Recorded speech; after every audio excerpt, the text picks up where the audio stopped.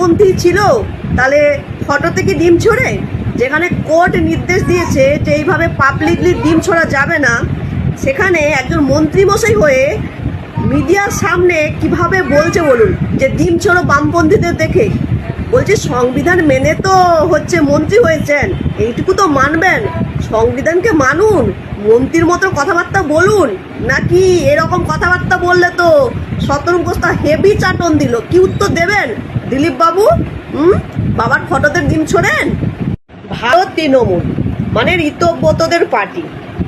মানুষ পরিবর্তন চেয়েছিল, যেখানে অনুব্রত মণ্ডল এত এত কেস আছে তার নামে, চুরি দুর্নীতি, ফিরাদ হাকিম, মদন মিত্র, তারপরে হচ্ছে জাভেদ খান, একের পর এক বড় বড় নেতা মন্ত্রীরা চুরি করেছে, দুর্নীতি করেছে। হ্যাঁ, তাদের যাতে চোর চুরি দুর্নীতির জন্য তারা জেলে যেতে পারে, তাই তো মানুষ চেয়েছিল। 15 বছর ধরে যেভাবে চুরি আর দুর্নীতি হয়েছে তার বিরুদ্ধে মানুষ ভোট দিয়েছে।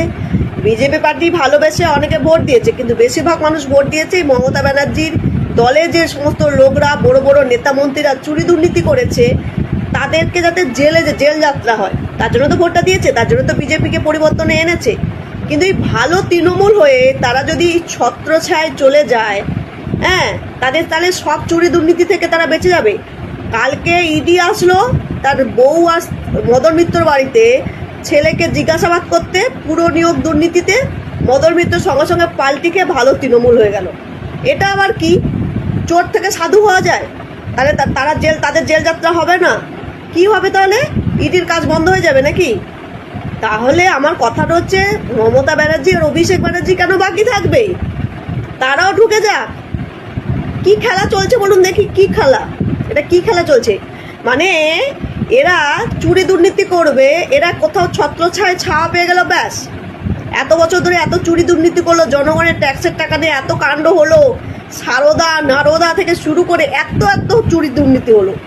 সেই 26,000 শিক্ষক বাতিল, কয়লা চুরি, গরু চুরি, শিক্ষা চুরি, বাচ্চাদের খাবার চুরি, তার সব কিছু চাপা পড়ে যাবে?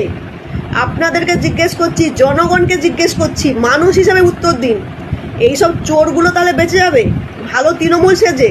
মানে বি পার্টি হয়ে, এখন দুটো পার্টি হয়ে গেছে, এ পার্টি আর বি পার্টি। মানে ভালো তৃণমূল ছত্রছায়ায় গিয়ে বি পার্টি হয়ে গেছে, তাই তো? কি অবস্থা বলুন দেখি। ভালো তৃণমূলটা কি আপনারা ক্লিয়ারলি বলুন, সবাই সব বোঝে ভালো তৃণমূলটা কি। মানে এই মুহূর্তে বিরোধী হিসাবে আছে কারা? সিপিএম এর একটা বিধায়ক আর আইএসএফ এর একটা বিধায়ক, আর কোনো বিরোধী নেই। কুণাল ঘোষ তো মমতা ব্যানার্জির আন্ডারে আছে, কিন্তু সে আর কত দূর? তাকেও যখন ইডি পাঠাবে সেও ভালো তৃণমূল হতে বাধ্য হবে, কারণ সবাই তো চুরি দুর্নীতির মধ্যে ঢুকে বসে আছে না। তাহলে মানে কি বিরোধী থাকবে না? বিরোধী ছাড়াই হচ্ছে দেশ চলবে, রাজ্য চলবে? কি অবস্থা! ভালো তৃণমূলটা কি আর কি খেলা চলছে একটু বুঝিয়ে বলতে পারেন?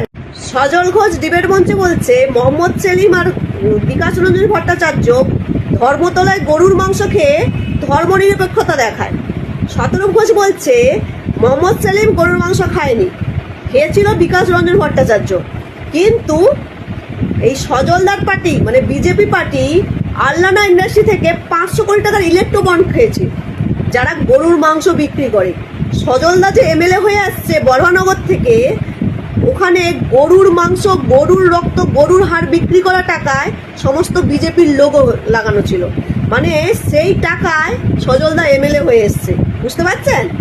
মানে গরুর মাংস বিক্রি করা টাকা নিয়ে এরা ক্ষমতায় এসছে, যত বিজেপির পতাকার লোগো লাগানো হয়েছিল, বুঝেছেন তো? মানে তাদের কাছ থেকে আমি টাকা নিতে পারি, তাতে কোনো অসুবিধা নেই গরুর মাংস বিক্রি করার জন্য। তাহলে গরুর মাংস এক্সপোর্ট হচ্ছে কেন?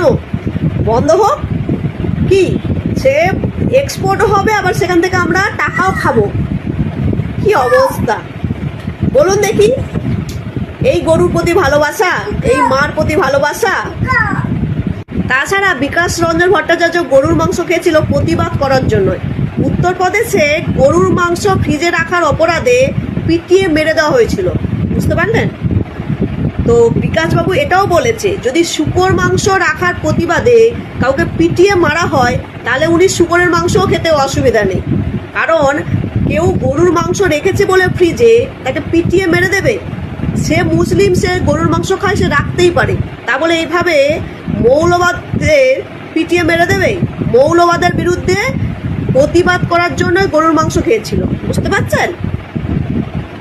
বুঝুন ভালো করে, একেই বলে মানুষ। কমেন্টটা করেছে যে তুমি মুসলিমদের এত ভালো বলো, ঠিক আছে, তাহলে মুসলিমরা কি তোমার আত্মীয়? তো আমি তাদেরকে বলি, একটাই কথা বলবো, মুসলিমরা আমার আত্মীয় কি আত্মীয় নয় সেটা বড় কথা না, সবাই সবাই একই জায়গাতে একটা পাড়ার মধ্যে বসবাস করছে, সেখানে ভেদাভেদ নিয়ে এইভাবে চলো না। কখন কাকে দরকার পড়ে কেউ কিন্তু বলতে পারে না। আর এই যারা বড় বড় জ্ঞান মারা কথা বলে না, যে আমাদের সরকার আমরাই থাকবো, অন্য কোনো সম্প্রদায়ের মানুষ এখানে থাকবে না, অন্য কোনো সম্প্রদায়ের মানুষের কোনো কথা এখানে চলবে না, তোমাদেরকে একটু ইতিহাসটা মনে করিয়ে দিই। দেশ কিন্তু হিন্দু মুসলিম সব মায়ের কোলই খালি হয়েছে। এই দেশটাকে কিন্তু স্বাধীন করার জন্য হিন্দু মুসলিম সব মায়ের কোল থেকেই সন্তান গেছে, সবাই কিন্তু প্রাণপণ দিয়ে চেষ্টা করেছে। শুধু মুসলিম বা শুধু হিন্দু হয়। রাজনৈতিক নেতার গালে চড়, ওই মানুষটা যদি না দেশের বুকে জন্মাতো, তুই আজকে এখানে থাকতিস না, তুইও কোথাও গর্ত খুঁজে পালিয়ে যেতে ভ্রমর পেতিস না। একটা 18-19 বছরের ছেলে, হয়তো 17-18 হবে, সে সুভাষচন্দ্র বোসের মূর্তিতে চড় মারছে আর বলছে, এই দেশ স্বাধীনের সময় তুই জন্মেছিলিস, দেশ স্বাধীনের সময় তুই জন্মেছিলিস। আমি ভাবি এগুলো দেখার আগে আমাদের চোখ দুটো কেন অন্ধ হয়ে যায় না? এরা কারা যারা সুভাষ বোসকে নিয়ে কথা বলছে, সুভাষ বোসের গালে চড় মারছে, বলছে তুই জন্মেছিলিস? কোত্থেকে আসে এদের এই ঔদ্ধত্য? কে দেশের নায়ক, দেশের নেতা কে? এটা কোনো রাজনৈতিক মহল থেকে সেই মানুষটাকে আখ্যা দেওয়া হয়নি, জনগণের অর্থাৎ সাধারণ মানুষের অন্তরের অন্তঃস্থল থেকেই যে শব্দটা উঠে এসেছিল, সেই শব্দটি হচ্ছে নেতাজি। এটা কোনো আখ্যা নয়, এটা এই মানুষটাকে প্রত্যেকে ভালোবেসে ডাকতো। কেন ডাকতো? নিশ্চয়ই এই মানুষটা সেটার যোগ্য ছিল তাই। এই মানুষটা এমন একজন, ইনি মানুষ নয়, ইনি ভগবান। এই সুভাষ বোস, ইনি এমন একটা ব্যক্তিত্ব যে ইনি সাধারণ মানুষের চোখে দেশ স্বাধীন হওয়ার স্বপ্ন দেখিয়েছিল। আজকে তাকে নিয়ে আমাদের কত কি শুনতে হচ্ছে। আচ্ছা, আপনার ঘরেও নিশ্চয়ই একটা নেতাজির ছবি আছে, আপনার ঘরেও ছোট বাচ্চা আছে। আমার বাবা যেমন আমাকে ছোটবেলায় আমাদের ঘরের দেওয়ালে, শোয়ার ঘরের দেওয়ালে একটাই ছবি বছরের পর বছর আমি জন্ম থেকে দেখে এসেছি। ওই একটা ছবি প্রথম বাবা দেখিয়ে বলেছিল যে ইনি নেতাজি। আমি সেই সময় তখন অত বুঝতাম না, তবে কথাটা মনে আছে যে দেশ স্বাধীন হওয়াতে এনার কত বড় অবদান, সেগুলো মনে আছে। কিন্তু মনে মনে হয় না অনেক সময় আমরা ভেবে নিই যে এনার নাম তাহলে নেতাজি। আমি বহু বছর মনে করতাম মনে মনে, সুভাষচন্দ্র বোস শোনার পরেও, যে এনার নাম নিশ্চয়ই নেতাজি। কিন্তু একটু বড় হওয়ার পর